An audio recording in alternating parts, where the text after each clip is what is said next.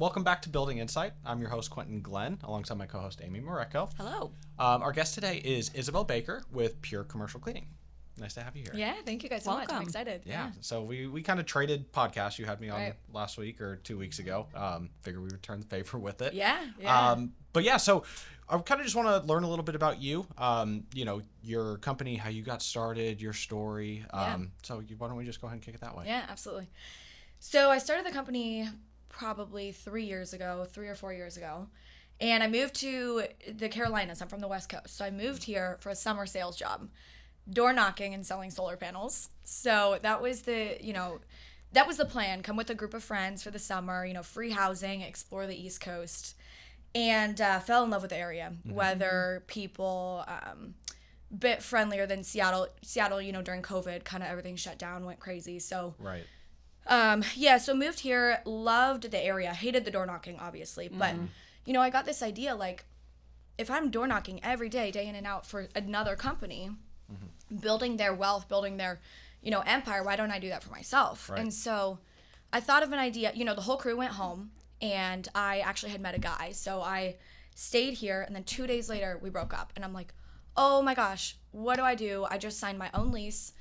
Everyone went home. I'm stuck in the Carolinas and don't know a soul. So I thought, I really have an option here. I could go the route, like a familiar route, get a restaurant job, meet a couple people at bars, or I could start a company and just, grind every day, day in, day out, just build a company. So that was the option I went with, and I started door knocking, kept the door knocking going, but for my own company. So I started in residential cleaning, started door knocking as many houses as I could in a day. Hey, do you need cleaning? Do you need cleaning? Do you need cleaning? Started building up my clientele. Then I cleaned for about a year myself. I was going to ask, you houses. physically cleaned as well. Yeah, which is good. I'm glad I got the experience. I'm glad it's not like now when I have 22 employees now, I'm not like inexperienced. I know what I'm talking about. I did that for a year, 3 houses a day, tough. And then, I got to a point after a year in, and I was like, this needs to be commercial. Like, if I want to scale this and add people onto the team, it's not realistic when you do residential. I mean, people do it, but so many moving parts versus commercial is just more routine, more consistent. So that was the beginning of my company. Yeah, that's awesome. That's awesome. One of the things that in my previous life as a headhunter, I always had the notion that people who knock doors were invincible, right? Because that's like the most vulnerable you could possibly be, right? Like nobody wants to answer the door. They're immediately judging you. They have no problem just like my husband shutting hides the in the door. hallway. Like, oh my gosh, like he does not like check the ring camera, make sure. Literally, like, don't open the door. Wow. So I would always say that people who knock doors and debt collectors tend to make just like the most resilient type of people. So like what type of how did that experience knocking doors and just getting rejected over and over and over again kind of shape you and form you to have resiliency throughout growing your business? Yeah, great question. So when I went into the door knocking gig, I knew, I was like, look, there's a chance I won't make money, so I have to accept that fact. But what am I going to get out of it? And that was the number one thing I thought. I can learn how to deal with rejection for a season, and that will help me in whatever career I go, into, especially in sales. So that was kind of my goal with it, is learn how to cope with the rejection, learn not how to like sell them, like get past it, but just deal with it. I mean, it was tough. Yeah. Slam the door in your face. I mean, it was ruthless. And then, you're out there, you have no car. We had no car, no transport, don't know the area. So yeah, they just drop you off in a neighborhood and say, go hit every single house. Exactly. And it's like 90 degrees out, midsummer. So, but that, I thought, if I can do this, selling solar panels that I know nothing about, this isn't my company. They didn't prep us a lot. Like they didn't give us much insight. They just said, go set up the appointments and we'll do the rest. So that, I was like, look, if I can do that, I can definitely sell my own product, my own brand, my own self. So, and then, nothing in the company's been as hard as the door knocking. Yeah. So it definitely set me up for success. Yeah. So how do you, you mentioned, building your brand, and like, obviously, your company is its own brand, but, you're leading the way on that. So like, what level, or I guess what I'm trying to figure out how I'm trying to say this. What influence is how important is building your brand, like you personally, and how does that tie into what it is that you're doing with your business? Yeah, probably my favorite question ever. Branding is everything. I mean, I've always thought, like, look, I'm 26. I love my cleaning company. I don't know how long I'll do that, though, but I'll always be Isabel Baker. So Right. I'll always have my brand, my personality, how I treat people, how I show up, how I am on social medias, whatever. I'll have that no matter what I go into next. So Right. branding is huge. I mean, I love going to networking events. I love meeting people. I rarely bring up my company unless they do. You know, I'm not here to sell you. I'm here to meet you, know you, then you know someone else. And so branding is huge. I think about that all the time, and that's one of my biggest pieces of advice is for people is don't worry about the product that you're selling. Like, brand yourself, brand your company. What are your core values? What are people going to buy into more than just products? There's a million cleaning services. What makes us different? And that's the branding. So Yeah. 100%. People won't work with you unless they know who you are. Right. Right. And they want to like be able to see that. And I think, in the age of social media, that it's becoming a lot easier for people to get out there. But it's also, there's an intimidation factor, right? Like, a lot of people don't like showing that much of their life. Right. So like, how do you integrate your business and your personal brand? Like, are you posting on socials? Are you, doing, again, like just networking events? Like, what does that look like? Yeah, so I also feel like when you go with branding, I feel like when people sign up for something, especially like our services are not small. I mean, they're daily cleaning, we're in your facility, it's huge. So trust is huge. So I figure, when you look at other cleaning companies and they have a stale social media presence, and I'm not trying to be rude, but you don't know the person. Who's the owner? Who am I talking to? So I've thought if I can build a platform where people know that I'm the owner of the cleaning company, give a little bit of my personal story, it builds trust. So I do try to put as much personal content without, it's all strategic. Like, I've noticed that, I look at my ideal clientele. What do they like? They like golf. They perhaps like boating. They have kids. I don't have kids. But I try to hit on topics that are relatable to them. I'll post golf videos. I'll post pickleball. I'll post whatever. Let them into my personal life, but still, piquing their interest too. Like, oh, I play pickleball. You do too? Cool. Trust factor. So from a stranger on the internet I've never known, Yeah.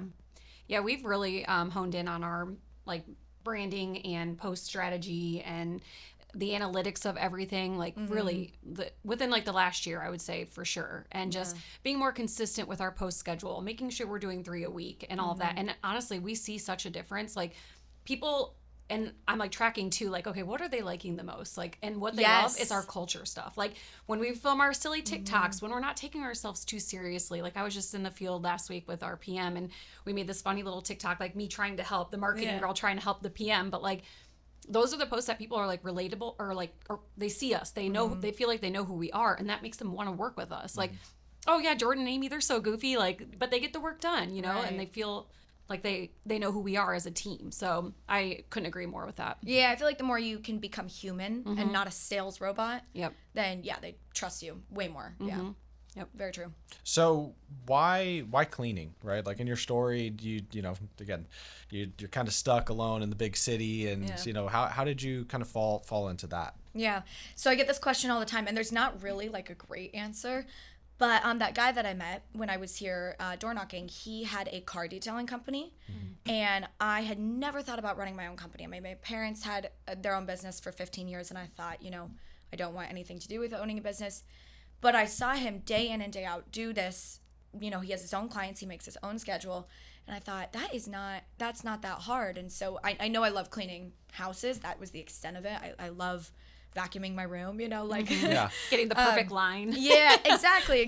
Cleaning the shower grout. Like, I thought, if he can do this, like, and build a company of cleaning cars, cleaning houses, can't be that difficult. And so I also thought through, like, credibility, licenses that you need. You don't need anything to start a cleaning company. So that's why cleaning. Smart. Yeah, very, very simple. And then I thought more into it before launching the company. I did a ton of research on, could this be recession proof? What's the risks? It's pretty high reward, low risk, just all the analysis of it. But that was a simple reason for why cleaning. Yeah. One of the things that I preach to my team, and is kind of like just relevant in your story, is you just like made the quick decision. Like you didn't sit there, you didn't have the perfect business plan built out. You're like, oh, I need to make sure that I have all of these supplies, and I need to have, let me get my car branded up and all like these things. Like you just did it and you decided you're going to figure it out from there. Yeah. Right. And I'm sure along the way you're kind of bouncing off the guardrails and, getting your lumps as a business owner. Right. Yeah. But, if you take quick action, then you can self-correct just as quickly. Totally. Right? And it's the people who make that action, they're the ones who win. Yeah. Right? Because there's never a perfect time. Right? Never. Again, like in your story, you probably, your back's up against the wall, but I think that's more of a mentality than anything else, right? Any successful business owner or leader always feels like their back's against the wall. Yeah. Right? So, I guess kind of switching gears just a little bit, like how, you started cleaning houses. Now you're more geared towards the commercial space. What led to that transition, and what are some of like the key differences that you're noticing, whether it's, in client acquisition or, on the technical side of things? What does that look like? Yeah, great question. So I love the commercial side of things because so when I was cleaning the houses, I thought, you know what, I need to stack up employees so that they can do it. So I mean, I was maxed out. I was cleaning 3 houses a day. This company will never grow. It would never have grown. So I thought, let's get people working, But it was so hard to coordinate the little nuances. Like instead of being at the same place 5 days a week, every day, same products, they're already there. It's 5 different houses, 5 different specific times because the homeowner, they want you there at 5:38 p.m. And it's like, oh, they're 2 minutes late. It's coordinating all those little things versus commercial is like, look, come anytime after hours, be done before we're here in the morning. It's such a grace period of, I mean, we're still consistent with the time, but if they're 5 minutes late, someone's not freaking out. So that's on the simple end of timing, but it's also, I love the commercial side because things are bigger and yes, they're a lot harder to get. It's easier to get a house to clean than 50,000 square foot building, 200,000 square foot building. But once you have that, they get to become like a family, like part of the family. The employees, they get routine cleaning there. They start to love it. The client, they start to know the employee. They build a bond with. So it's just more stable, routine, consistent, and obviously, higher ticket, but that it just we pour more into it too. Right. It's more fun. We get to care more instead of one house a month where you can care but not that much. Right. Yeah, we always say our bread and butter at TFP is multifamily, but we do single family as well. Right. And we always say like it's so much harder to do single family sometimes because you're in somebody's personal space. Like, right. They're raising their children there. They're, like all the things. Like I just feel like it's so much harder when you are in someone's personal space other than like Totally. the commercial. I mean, obviously, yes, you're still going to be respectful. You're still going to take care of it. But like, it's just a different nuance there with Totally. like having it be personal to commercial. So I think that probably helps you too. You know Yeah. what I mean? Like it's not as Invasive. yeah, that's a good word. Yeah. Yep. Mhm. Yeah. Yeah, that's very true. And when you're in houses, I mean, they want to make sure everything's perfect, rightfully so. But a lot of our commercial clients, they'll say, look, we recognize right up front before they even hire us that you're going to make mistakes. You're going to mess up. Cleaning is not perfect, but we want trust. We want consistency, and we want to know that you're, going to make it right. And I'm like, that's doable. Yep. Houses where, you want it to be perfect, that's not doable. And we're going to mess up, Yeah. So. Well, and it's just communicating too when something does happen. Like, oopsie, we dropped this. Exactly. This happened last night. Well, let me know how I need to Totally. replace this or fix this or whatever. Totally. So, yeah. Totally. Yeah. Yeah. Oh, that's cool. One of the things you kind of touched on, but has made a big impact for me personally, is you talk about going from like you doing the work 3 houses a day, and how you got maxed out, and you had this revelation that if I'm going to grow this company, I can't be doing that. Right. Right. And I think that's a key piece that every business owner or business leader goes through at some point, and they recognize like, hey, if I want to go bigger, I can't be doing the thing. Right. So kind of along that same thought process, like what are some of like the leadership or I guess business owner qualities that you've seen evolve yourself, going from like the actual doer to now the more bigger picture visionary? Yeah, cool question. So, funny enough, you're supposed to have core values, right? When you hire people and you bring on a team. And I didn't know that when I started bringing on people, but I subconsciously always tried to make sure that the people fit first and foremost within the core values, because then leadership's a lot easier on me. If I know that you're aligned with my core values of, always being kind, always being genuine, always being honest, making things right when they go wrong instead of, trying to sneak something or whatever.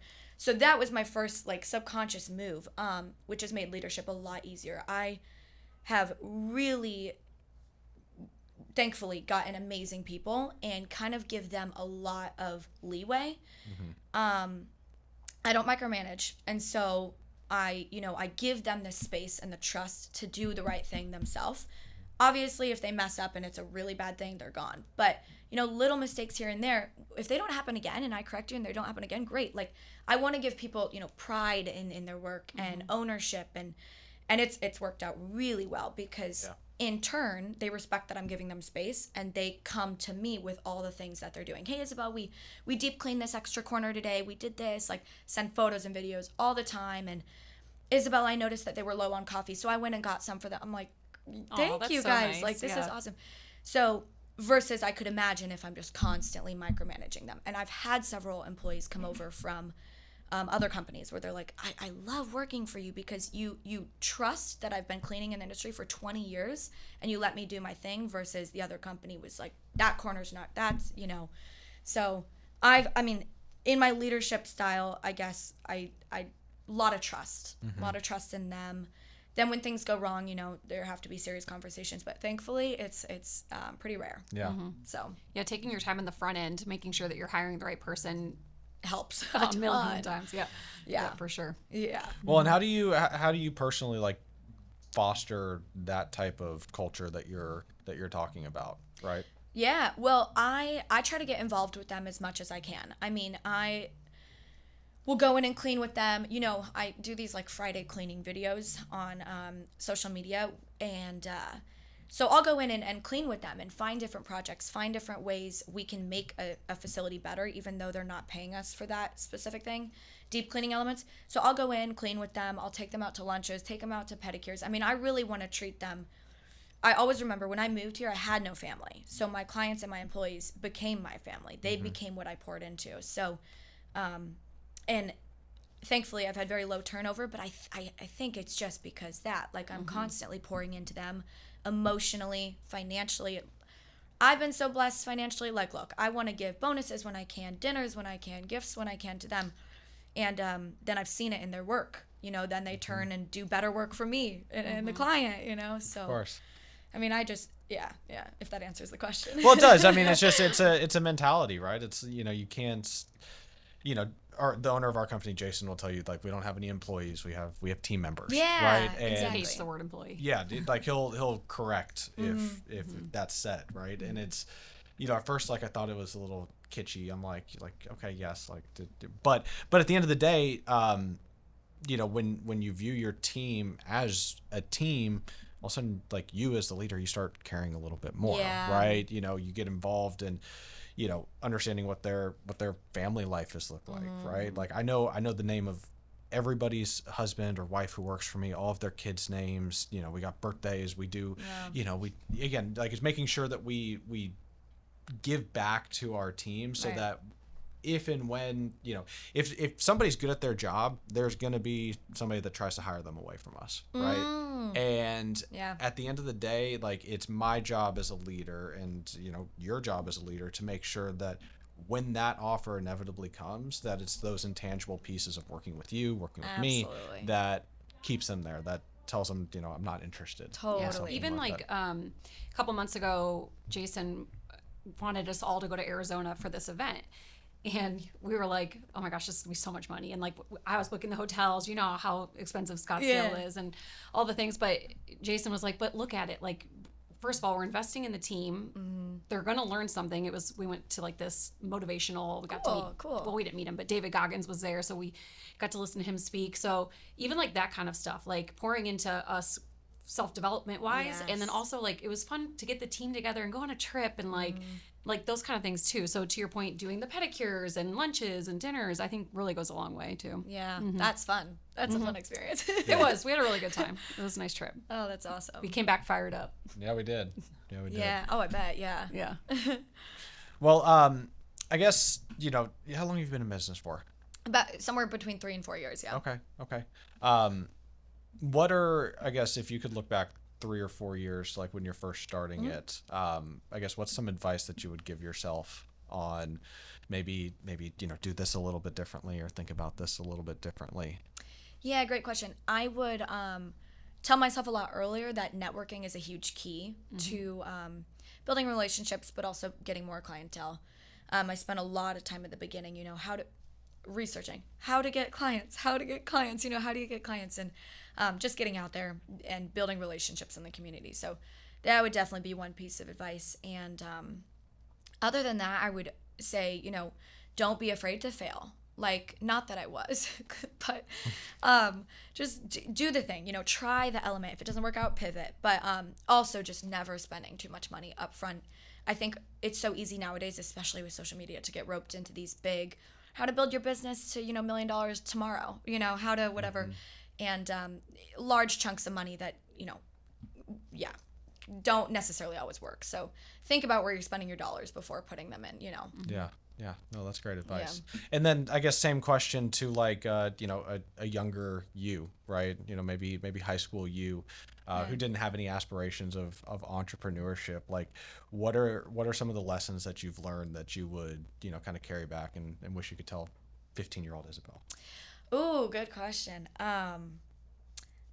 Very similar things. I mean, yeah, the not failing, like don't be afraid to move somewhere. Don't be afraid to like go somewhere, not know someone, be alone, go into a meeting or whatever. But yeah, definitely the networking thing, the branding, constantly work on yourself, on your brand, on how you're being perceived by other people, making it appropriate, making it professional, just coming across how you want to, come across to everyone.